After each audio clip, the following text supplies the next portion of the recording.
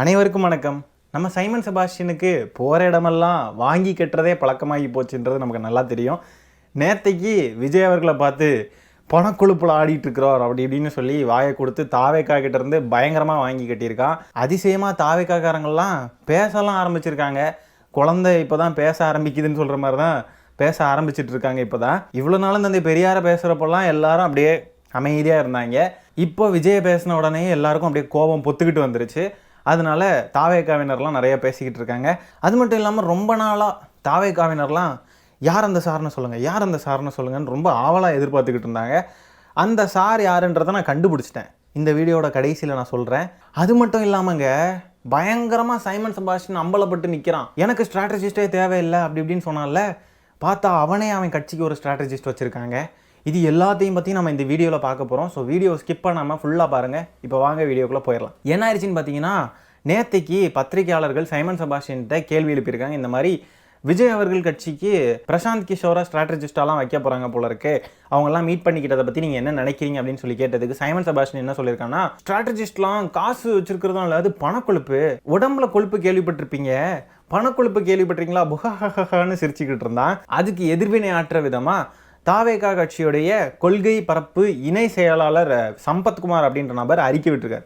அந்த அறிக்கையில் என்ன சொல்லியிருக்காரு பார்த்தீங்கன்னா, நாங்கள் சட்டமன்றத்தில் பேசுகிறதுக்காக அரசியல் செய்கிறோம், ஆனால் நீங்கள் பட்டிமன்றத்தில் பேசுகிறது தான் அரசியல்னு நினச்சிட்டு இருக்கீங்க. ஒவ்வொரு தேர்தல்லையும் டெபாசிட் இழக்கிறதே வழக்கமாக கொண்டிருக்கும் சீமான் இன்னும் எத்தனை தேர்தலில் தான் வென்றால் மகிழ்ச்சி தோற்றால் பயிற்சின்னு சொல்லி தம்பி தங்கைகளெல்லாம் உசுப்பேற்றிக்கிட்டே இருப்பார் அப்படின்னு சொல்லி கேள்வி கேட்டிருக்காங்க. முதல் தடவை தாவேக்காலிருந்து ஒரு குரல் சைமன் செபாஸ்டியனுக்கு எதிர்ப்பாக ஒரு குரல் வந்திருக்கிறத நினச்சி ரொம்பவே சந்தோஷம், பாராட்டலாம். ஆனால் இவ்வளோ நாள் எங்கே ராஜா போயிருந்தீங்க, எங்கே போயிருந்தீங்க? ரொம்ப பிஸியாக இருந்தீங்களோ? உங்களுடைய லயோலா மணி சொன்னார் இல்லையா, இடைத்தேர்தல் நிற்கிற அளவுக்கு நாங்கள் ஃப்ரீயாக இல்லை, எங்களுக்கு ரொம்ப வேலை இருக்குது, நாங்கள் ரொம்ப பிஸியாக இருக்கோம் அப்படி ரொம்ப பிஸியாக இருந்தீங்களோ? இப்போ மட்டும் புதுசாக வந்திருக்கீங்க திடீர்னு. நீங்கள் இந்த ஈரோடு இடைத்தேர்தலில் மட்டும் நின்று டெபாசிட்டாவது அட்லீஸ்ட் நீங்கள் வாங்கியிருந்தீங்கன்னா இந்த சைமன் செபாஸ்டியனை இப்போ போட்டு இன்னும் நல்லா புழக்கலாம்ல. நாங்கள் கட்சி தொடங்கி வந்த உடனே நாங்கள் டெபாசிட் வாங்கிட்டோம், என்னடா நீங்கள்லாம் பேசலாமாடா எங்களை பார்த்து அப்படின்னு சொல்லி கேவலமாக கேட்டிருக்கலாம்ல. இதுக்கு தான் நாங்கள் சொன்னோம் நெல்லுங்கடான்னு. நாங்கள் டேரெக்டாக 2026 முதலமைச்சர் தான் ஆகுவோன்னு சொன்னேன். என்ன இது சே. இப்போ பாருங்கள், உங்களுக்கு சைமன் செபாஸ்டியனை இன்னும் நல்லா மிதிக்கிறதுக்கான வாய்ப்பை நீங்கள் இழந்துட்டீங்க பாருங்கள். கேட்டப்போலாம் தேர்தலில் போட்டி போடுறதுக்கெலாம் எங்களுக்கு நேரம் இல்லைன்னுலாம் கேணத்தனமாக சொன்னீங்கல்ல. இப்போ நீங்கள் போட்டி போட்டு டெபாசிட் மட்டும் வாங்கியிருந்தா இன்னும் தெம்பா இவனை மதிக்கலாம்ல. அடுத்ததான் நம்மளுடைய டிவிக்கு கட்சியை சார்ந்த லைலம் மணி இருக்கார் இல்லையா, லைலம் மணி, அவர் பார்த்தீங்கன்னா ஒரு பதிவு போட்டிருக்காப்புல, உழைத்து சம்பாதிப்பதற்கும் திரள் நிதி மூலம் சம்பாதிப்பதற்கும் நிறைய வித்தியாசம் உள்ளது. திரள் நிதியால் கொழுப்பை வளர்த்து கொண்டிருப்பவர்கள் எங்களை விமர்சிக்க எந்த அருகதையும் இல்லை அப்படின்னு சொல்லி போட்டதும் சாட்டை துரைமுருகன் பயங்கரமாக ட்ரிகர் ஆகி ஒரு வீடியோ போட்டிருக்காங்க. அந்த வீடியோ லைட்டாக பாருங்க. யார் கூட ஒப்பிடுற? லைலா மணி நீ எல்லாம் ஒரு ஆளு, நீ எல்லாம் ஒரு ஆடு, நீ யார் கூட ஒப்பிடுற? தனிப்பட்ட முறையில் பேச ஆரம்பிச்சிங்கன்னா தாங்க மாட்டீங்கடா. தனிப்பட்ட முறையில் எதை பேசுனா இவங்க டீசென்ட் பாலிடிக்ஸ் பண்றாங்க. கீழே விமர்சனங்களை பார்த்தா அடுத்தவங்க குடும்பத்தை பத்தி பேசுறது. அப்ப நாங்க பேச ஆரம்பிச்சா எங்க குடும்பத்தை பத்தி நீ பேசுற, உங்க குடும்பத்தை பத்தி நாங்க பேச ஆரம்பிச்சா என்னடா? அவங்க மரியாதை கொடுத்து பேசணும், மரியாதையா பேசணும்.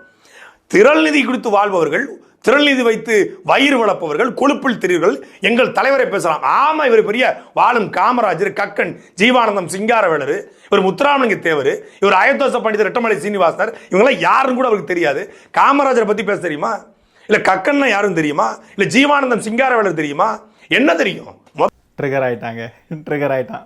சரி, இப்போ தாவேகா தோழர்களே, நான் என்ன கேட்குறேன், தந்தை பெரியாரை பற்றி பேசுகிறப்போ இந்த மாதிரிலாம் இப்படி பேசிக்கிட்டு இருக்கான் சீமானு, இதுக்கு ஏதாவது ஒரு எதிர்வினை ஆற்றுங்கன்னு நாங்கள் கேட்டப்போ, அவனுக்கு எதிர்வினை ஆற்றுறதா எங்கள் வேலை, தனி மனித தாக்குதல்லாம் நாங்கள் ஈடுபட மாட்டோம், எங்களுக்கு பல வேலைகள் இருக்குது, எங்களுக்கு தேர்தலில் நிற்க கூட முடியாத அளவுக்கு ரொம்ப பிஸியாக நாங்கள் இருக்கோம், எங்களை போய் அவங்ககிட்டலாம் பேசிகிட்டு இருக்க சொல்கிறீங்க அப்படின்னு சொல்லி ரொம்ப இதுவாக பேசுனீங்க. இப்போ உங்கள் தளபதியை பேசின உடனே நீங்கள் பொங்குன்னு பொங்குறீங்க. அப்போ தந்தை பெரியாரை பேசினா உங்களுக்கு எந்த கவலையும் இல்லையா?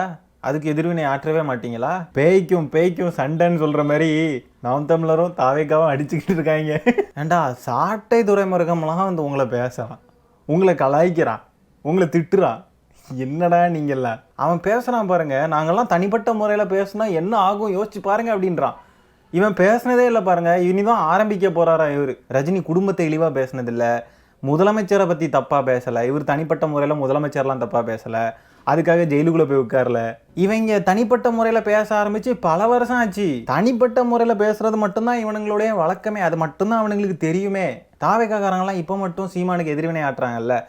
முன்னாடியே பார்த்தீங்கன்னா நான் சொல்லியிருப்பேன் ஒரு வீடியோவில், ஒருவேளை விஜய்க்கே வந்து டவுட்டாக தான் இருக்கும் போல், ஒருவேளை பெரியார் இப்படி தான் சொல்லியிருப்பாரோ அப்படின்னு சொல்லிட்டு, அதனால தான் கம்முன்னு அமைதியாக இருந்தாப்லையோ அப்படின்னு சொல்லிட்டு நான் கேட்டிருந்தேன்.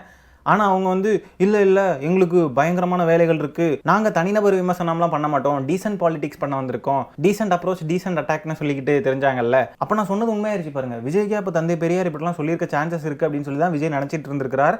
அதனால தான் எல்லாரையும் அமைதியாக இருங்க, யாரும் எதிர்வினை ஆற்றாதீங்க, பிறகு எல்லாரும் நம்ம மேலே கல்லெறிவாங்க, அதனால அமைதியாக இருப்போம்னு சொல்லிக்கிட்டு அமைதியாக இருந்திருக்காங்க. இப்போ அவங்க தலைவரை பேசின உடனே எல்லாரும் எதிர்வினை ஆட்டுறாங்க. உங்கள் கொள்கை தலைவரை சைமன் செபாஸ்டியன் பேசுகிறப்போ உங்களுக்கு கோபம் வராமல் இப்போ மட்டும் வருது அப்படின்னு சொன்னால், அப்போ உங்களுடைய கொள்கை தலைவர் யார்?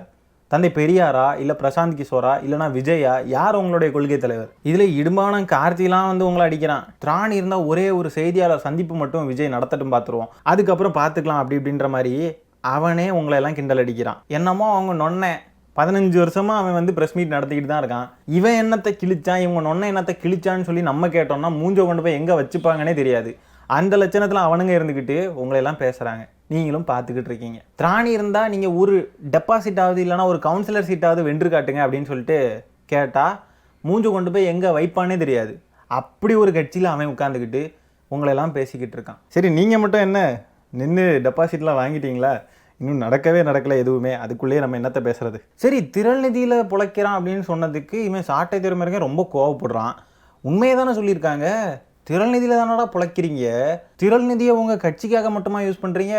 உங்கள் சொந்த தேவைக்கு தானே யூஸ் பண்ணிகிட்டு இருக்கீங்க.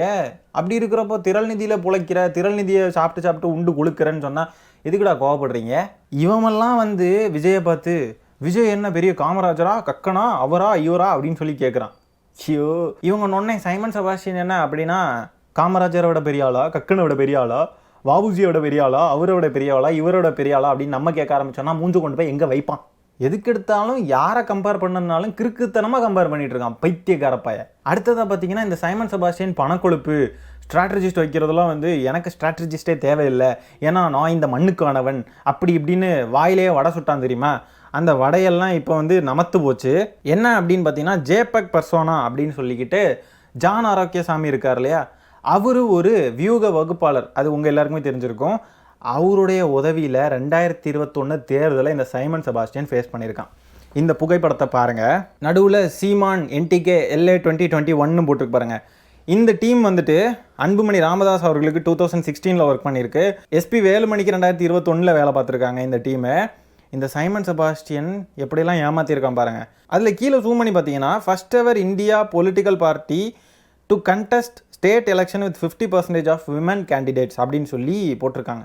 அப்போ இந்த ஸ்ட்ராட்டஜி, அதாவது ஆண்களும் பெண்களும் சமமாக வந்து நிறுத்தணும் அப்படின்ற ஸ்ட்ராட்டஜியை அமைச்சு கொடுத்ததே இந்த ஜேபக் பர்சோனான்ற இந்த டீம் தான். அப்படின்னா இவன் ஏதோ பெண்கள் மேலே இவனுக்கு பயங்கர அக்கறை இருக்கிற மாதிரியும், அப்படியே பயங்கரமாக பெண்ணுரிமையை நிலைநாட்டி கிழிச்சிட்ட மாதிரியும், இவன் ஆண்களுக்கு பெண்கள் சமமாக நாங்கள் இருக்க வச்சிருக்கேன், வேட்பாளராக நிறுத்தியிருக்கேன் அப்படி இப்படின்னு சொன்னால இந்த ஸ்ட்ராட்டஜி எல்லாமே அந்த ஜான் ஆரோக்கியசாமி கொடுத்தது. இவன் பேசிக்கிட்டு இருக்கான் இன்னைக்கு. அப்போ ஒரு ஸ்ட்ராட்டஜிஸ்ட் போட்டு தந்த ஸ்ட்ராட்டஜியை வச்சு தான் இவன் தேர்தலை களம் கண்டிருக்காங்க. ஆனால் மக்களெல்லாம் எப்படி ஏமாத்திருக்கான் பாருங்க. இவன் ஏதோ இவருக்கு ஸ்ட்ராட்டஜிஸ்டே தேவையில்லாத மாதிரியும், இவரே பெரிய ஸ்ட்ராட்டஜிஸ்ட் தான் மாதிரியும் எப்படியெல்லாம் வாயில வடை சுட்டுக்கிட்டு இருந்தான். சரிடாம், அவனை இந்த ஸ்ட்ராட்டஜிஸ்ட்டுக்கெல்லாம் கொடுக்கறதுக்கு காசு உனக்கு ஏது? இப்போ விஜய் கொடுக்குறாரு, மற்ற கட்சியெல்லாம் கொடுக்குதுன்னா அவங்களுக்கு காசு இருக்கு, அவங்க கொடுக்குறாங்க. உனக்கு எங்கேருந்துடா காசு? பெரிய இவன் மாதிரி பேசிகிட்டு இருந்தியா நீ? எனக்கு ஸ்ட்ராட்டஜிஸ்ட் தேவையில்லை, ஸ்ட்ராட்டஜிஸ்ட் வைக்கிறதெல்லாம் வந்து அப்படி இப்படி அப்படின்னு பெரிய நொட்டம் சொல்லிக்கிட்டு இருந்தேன் நீனு. இப்போ நீயே ஸ்ட்ராட்டஜிஸ்ட் வச்சிருக்க. மக்களே புரிஞ்சுக்கோங்க, ஸ்ட்ராட்டஜிஸ்ட்டுக்கு ஒன்றும் சாதாரணமான காசு கிடையாது. சும்மா வந்து ஏதோ லட்சத்தில் பே பண்ணுறது கிடையாது, பல கோடிகள் பே பண்ண வேண்டியது இருக்கும். அதெல்லாம் இவன் எப்படி கொடுத்தான்? விஜய் சொந்தமாக உழைச்சி சம்பாதிச்ச காசில், உழைச்சி சம்பாதிச்ச காசில் ஸ்ட்ராட்டஜிஸ்ட் ஒருத்தரை வச்சு அவருடைய கட்சிக்கு தேர்தல் வியூகம் அவர் வகுக்கிறார். அப்படின்றப்போ அதையே நீ காசு கொழுப்பு அப்படின்னு சொல்கிற அப்படின்னா, அப்போ பாப்பானுடைய காலனைக்கு சிங்களனுடைய கைக்குழியாக இருந்து தமிழினத்துக்கு துரோகம் பண்ணி தமிழினத்தை காட்டி கொடுத்து பொழைச்ச நாயனி நீ ஒரு ஸ்ட்ராட்டஜிஸ்ட் வச்சியே, அதை என்னன்னு சொல்கிறது? ஆனால் ஒன்றுங்க, இந்த சைமன் செபாஸ்டியன் வசமாக மாட்டி பிடிச்சிருக்காங்க. தேவையில்லாமல் வாய் கொழுப்பு அது இதுன்னு சொல்லி இப்போ பாருங்கள், அவனே ஒரு ஸ்ட்ராட்டஜிஸ்ட் வச்சுருந்த விஷயம் அம்பலப்பட்டு நடு தெருவில் நிற்கிறான். தேவையா உனக்கு இது? இப்படி ஒரு ஸ்ட்ராட்டஜிஸ்ட்டை வச்சும் கூட 2021 டெபாசிட் வாங்கலையே. நீங்கள்லாம் என்ன ரகமான ஜென்மண்டா நீங்கள்லாம்? இப்போ போய் ஜான் ஆரோக்கியசாமி கிட்ட வம்பு இழுத்துக்கிட்டு இருக்கிறானுங்க இவனுங்கள்லாம். யார் சாட்டை திறமர்கள்லாம் இப்படியெல்லாம் ஸ்ட்ராட்டஜிஸ்ட் வச்சாங்களா எங்கள் கட்சியில்? ஐயோ எங்களுக்கு தெரியாது அப்படி இப்படின்னு சொல்லிட்டு நக்கல் அடிச்சுக்கிட்டு இருக்கிறான். திடீர்னு ஜான் ஆரோக்கியசாமி அவர் ஸ்ட்ராட்டஜிஸ்ட்டாக வேலை பார்த்ததுக்கான ஆதாரத்தையெல்லாம் கொண்டு வந்து மூஞ்சிக்கு நேராக நீட்டினானுங்கன்னு வைங்களேன், புலேர்னு அரைஞ்ச மாதிரி இருக்கும். தேவையில்லாமல் அந்த ஆளை வம்புக்கு இழுத்துக்கிட்டு இருக்கிறானுங்க. ஏற்கனவே வாங்குற அடி பத்தாதுன்னு இப்போ அவரையும் வம்புக்கு இழுத்துக்கிட்டு இருக்கிறானுங்க. சைமன் செபாஸ்டியன் கிட்ட இருக்கிற பணம் மட்டும் திரள் நிதியான், ஆனால் விஜய் கிட்ட இருக்கிறது மட்டும் காசு கொடுப்பான். உழைச்சி சம்பாதிக்கிற பணம் காசு கொடுப்பான். எவ்வளோ திமிரு பார்த்தீங்களா இவனுங்களுக்கு? அடுத்ததாக தாவேக்காரங்களாம் ரொம்ப நாளாக கேட்டுக்கிட்டு இருந்த யார் அந்த சார் டவுட் இப்போ கிளியர் ஆயிடுச்சு. தோ இவர் தான் அந்த சார், பார்த்துக்கோங்க. விழுப்புரம் மாவட்டம் செஞ்சி பக்கத்தில் இந்த சம்பவம் நடந்திருக்குங்க. 13 வயசு சிறுமியை போய் திருமணம் பண்ணிக்கோன்னு சொல்லி நச்சரிச்சுக்கிறான் இந்த நாய். அந்த பிள்ளை என்ன பண்ணியிருக்குன்னு பார்த்தீங்கன்னா, இவன் கொடுத்த டார்ச்சரில் தற்கொலையை பண்ணிருச்சுங்க. இப்போ இந்த நாய் மேலே 7 பிரிவுகளின் கீழ் வழக்கு பதிவு செஞ்சுருக்காங்க. இவன் வந்து தாவேக்காவுடைய பொருளாளர், பேர் சரவணன். இப்போ உங்கள் கட்சிக்குள்ளேயே இந்த மாதிரி ஒருத்தன் இருக்கான். அப்போ நீங்கள் என்ன பண்ண போகிறீங்க? உங்கள் கட்சியவே மொத்தமாக ப்ளேம் பண்ணட்டுமா? உங்கள் கட்சிக்காரங்க எல்லாருமே இப்படி தான் பாலியல் குற்றவாளிகள் நிறைந்த கட்சி அப்படின்னு சொல்ல முடியுமா? இந்த மாதிரிப்பட்ட கருப்பு ஆடுகள் எல்லா கட்சியிலையுமே இருப்பாங்க தான். அப்படி இருக்கிறப்போ எவனாவது ஒருத்தன் இந்த மாதிரி ஏதாவது ஒரு தவறு பண்ணி மாற்றப்போ இவனுங்கெல்லாம் இவன் எங்கள் கட்சிக்காரனே இல்லை, இவன் எங்கள் கட்சிக்காரனே இல்லை அப்படி இப்படின்னு சொல்லிட்டு இவனுங்க இப்போ தூக்கிட்டு வரானுங்க. இவன் தாவேக்கா கட்சிக்காரனே இல்லைன்னு சொல்லிட்டு அழுது புலம்புறானுங்க. ஆனால் உண்மையாகவே கட்சியில் இல்லாத அந்த ஞானசேகரனை பார்த்து அவன் திமுககாரன் லூசு மாதிரி அழுதுகிட்டு இருந்தானுங்க. இப்போ இவங்க கட்சிக்காரனே மாற்றப்போ இவன் கட்சிக்காரனே இல்லைன்னு சொல்லி ஒப்பாரி வைக்கிறானுங்க. இப்போ இந்த மாதிரி ஒருத்தன் நடந்துக்கிட்டதுக்கு ஒட்டுமொத்த கட்சியையும் ப்ளேம் பண்ணலாமா? இப்போது ஒத்துப்பாங்களா? இது மட்டும் இல்லை, இன்னும் எவ்வளோ சம்பவம் நடந்திருக்கு இல்லை?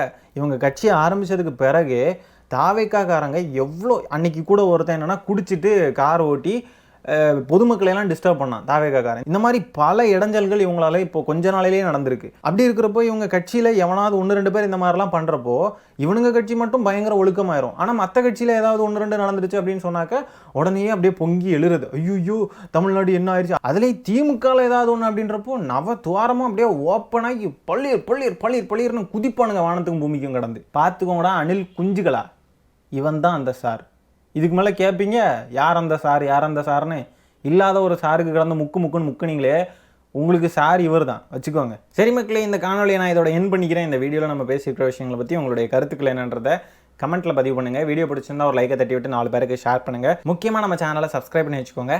மீண்டும் இன்னொரு காணொலியில் சீக்கிரமாக உங்களை சந்திக்கிறேன். அது வரைக்கும் டடா பை, டேக் கேர்.